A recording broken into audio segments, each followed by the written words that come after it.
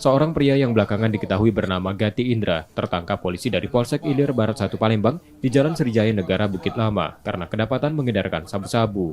Tersangka ditangkap saat menunggu pembelinya dengan barang bukti 6 paket kecil sabu-sabu yang dikemas dalam bungkus permen.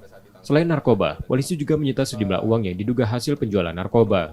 Pada saat jajaran Opsnal Unit Reskrim melaksanakan patroli hunting, mendapatkan informasi dari masyarakat tentang adanya pelaku yang sedang mengedarkan sabu-sabu di Jalan Sriwijaya, Lorong Siguntang, Kelurahan Bukit Lama, dan langsung direspon oleh anggota, dan benar didapati satu orang pelaku dengan membawa 6 paket kecil sabu-sabu. Selanjutnya kami lakukan pemeriksaan dan kami lakukan proses untuk mempertanggungjawabkan perbuatannya.